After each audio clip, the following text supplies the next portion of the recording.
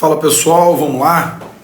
O novo nome do ministro do STF, que vai passar aí pela sabatinada do Senado, Cássio Nunes, É Cássio Nunes Marques ou Marques Nunes.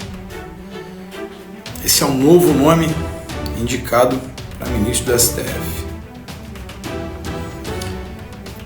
Boa noite a todo mundo que está entrando. Vou falar brevemente antes de iniciar o meu pensamento.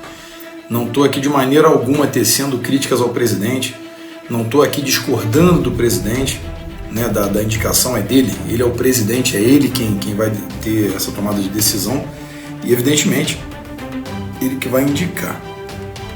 Mas eu queria deixar o meu pensamento. Bom, primeiro, que não é novidade para ninguém, que o STF é aparelhado e garantidor de várias e várias falcatruas, de várias sacanagens, de vários esquemas de corrupção. São escritórios de advocacia que vendem sentenças, vendem habeas corpus, bloqueiam.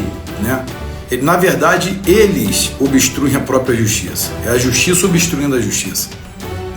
Vemos vários ministros totalmente imbuídos de conseguir esse tipo de decisão monocrática e marginal, sempre margeando a lei. Letras de lei, que não tem subjetividade na Constituição, eles têm um entendimento totalmente diferente e evidentemente não pode mais ser entendido de outra maneira porque eles querem manter, após uma súmula vinculante, a vitalicidade daquele entendimento. Por que o cargo é vitalício no STF? Porque uma vez entendido, aquele entendimento não pode mudar, o que é uma absurdidade, é uma estrovenga jurídica, Eu tenho uma PEC tramitando lá, aguardando assinaturas, e vocês precisam pressionar os deputados para que eles assinem, que eu enrijeço demais, para que qualquer pessoa que seja indicada ao STF seja um dos integrantes. Coloca o mandato de 4 anos de uma reeleição apenas, ou seja, por 8 anos no máximo, 20 anos de carreira jurídica, que desde que na hora da indicação seja um magistrado concursado por provas e títulos, não alguém oriundo do 5º Constitucional, que é aquela estrovenga jurídica lá do artigo 94 da Constituição, que garante 1/5 das vagas para membros do MP, da OAB, blá blá blá, que não existe. O cara tá lá e vira juiz, não tem sentido nenhum, realmente não tem sentido. Não passa por uma escola de magistratura e de repente tá lá. Eu, evidentemente, apoio a decisão do presidente, porque é o presidente, eu sou base do presidente e confio no trabalho do presidente. Mas, falando do Nunes, o Cássio Nunes, primeiro, ele é um desembargador. Em 2011 ele foi indicado para o TRF da primeira região, Tribunal Regional da primeira região, e ele virou desembargador através do 5º Constitucional, na verdade. É um cara que é legalista, ou seja, vai bater no STF, vai pegar os processos do Celso de Mello, ele que vai dar prosseguimento, vai poder participar do julgamento da segunda turma do STF, que é onde o Celso de Mello compõe, e evidentemente ele se preocupa mais com os direitos individuais, as garantias do réu, do que de fato com a moralidade. Já que então ele vai estar ali andando lado a lado com Gilmar Mendes, Lewandowski, o Dias Toffoli, que tem esse entendimento, e tem se tornado uma pedra no caminho da Operação Lava Jato, atrapalhado muito a Operação Lava Jato. Significa que eu não gostei do nome, porque eu indicaria o Rogério Greco, que perduraria por mais tempo no STF, a doutora Ludmila Lins Grilo, que é juíza, o próprio Ives Gandra Filho, só que ele ficaria por menos tempo, mas também atuaria de forma contundente aí na ala conservadora. E me perguntaram a mim, vamos colocar a concordância aqui, perguntaram a mim, o que eu penso, O que você pensa? Bom, eu penso o seguinte, o Brasil ele atravessa um combate ideológico de décadas, Tivemos lá em 1935 uma intentona comunista, que era basicamente um embate físico para ter tomado hostil de poder. Evidentemente os comunistas perceberam que não dava para tomar o poder nessa tomada hostil, recuaram né? Em 64, contra-golpe ao comunismo, que foi o regime militar, e os comunistas, de forma escamoteada, continuaram doutrinando ali academicamente, né, para que pessoas se tornassem militantes, né, dos progressistas e começassem a entrar na magistratura, né, no ramo do direito, nas escolas, faculdades, como no magistério, né, para que se tornassem professores e pudessem capitanear cada vez mais militantes. E hoje o Brasil enfrenta toda essa tomada socialista que nós temos, e qualquer um que fale que não temos realmente precisa rever todo o seu conceito sobre a política do Brasil, sobre o regime político do Brasil. Temos um presidente evidentemente totalmente conservador e que é totalmente republicano. Contudo, nós temos várias instituições que estão totalmente tomadas, com os tentáculos inseridos do socialismo dentro delas, dessas instituições. O que acontece é que algumas pessoas disseram, não, se não fosse um nome como esse, centrado, né, aceito por um e por outro, não tem isso, gente. Não é um momento de, vamos meiar aqui, vamos agradar gregos e troianos. Ninguém fez isso, nem Jesus Cristo fez isso. Não é um momento de nós colocarmos pessoas que o Davi Alcolumbre falou, opa, vai ser aprovado facilmente. Tu já fica com a pulgazinha aqui, ó, atrás da orelha. Quando o Gilmar Mendes fala, opa, gostei desse nome bom, já tem outra pulga aqui atrás da orelha. Já temos maioria no Senado, vai aprovar? Não vai aprovar fácil. É no mínimo suspeito. É no mínimo suspeito. Tá certo?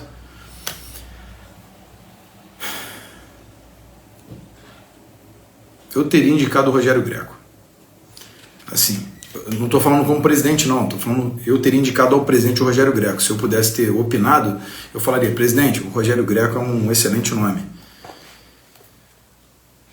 Para desaparelhar o STF, nós vamos demorar décadas. O STF ele hoje é composto pela turma mais tóxica e desprezível da história. São decisões totalmente ao arrepio da lei. São decisões que vão totalmente no sentido contrário da moralidade da sociedade. Eles vestem aquela toga.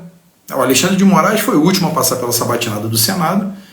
Só falou um monte de besteiras, ele não conseguia concatenar ideias, ele não conseguia falar, eram coisas absurdas, né? Liberdade de expressão, liberdade de expressão, ele não conseguia parar de falar isso, liberdade de expressão, e é o cara que está tolhindo os direitos individuais, os direitos constitucionais, as garantias fundamentais.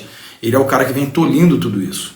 Quer dizer, ficou lá falando direitos fundamentais, garantias individuais, liberdade de expressão, pensamento. E olha só a pérola que essa criancinha é. Quer dizer, ou você entra de sola contra a esquerda, ou ficamos reféns dela, com toda certeza. Se nós pegássemos um nome conservador e indicássemos, o que aconteceria é que algumas pessoas geraram a narrativa de não passaria o cacete.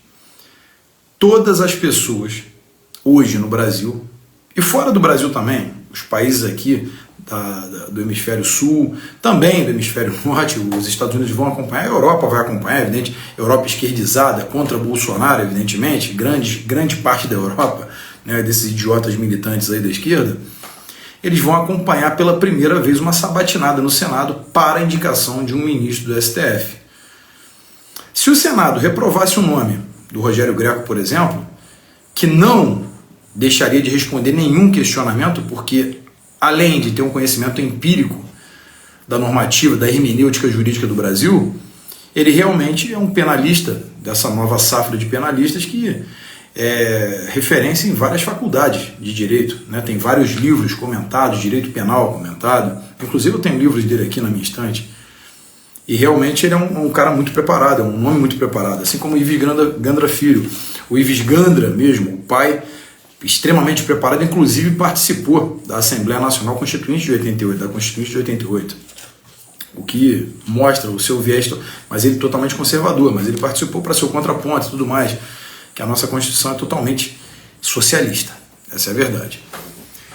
Colocasse o nome de um conservador lá para passar a sabatinada e ele fosse reprovado, vários juristas do Brasil entrariam em colapso, porque veriam que era uma retaliação clara e nítida. A sociedade ficaria insatisfeita e imediatamente os senadores que não aprovassem seriam rechaçados pela sociedade.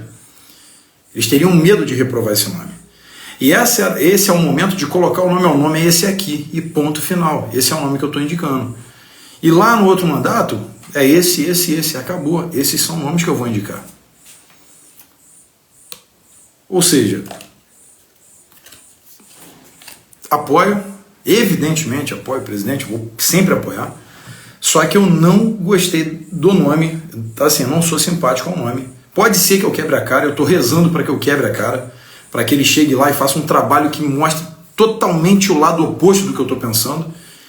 E eu falei, otário, quebrou a cara. Para mim mesmo, vou lá no espelho e falar, seu imbecil, tu quebrou a cara, bem feito. Né? Pré-julgou, é um pré-julgamento que era desnecessário. Eu quero quebrar minha cara, eu quero quebrar minha cara, eu quero ser um otário de frente para mim mesmo e falar, tu foi um otário no que tu falou.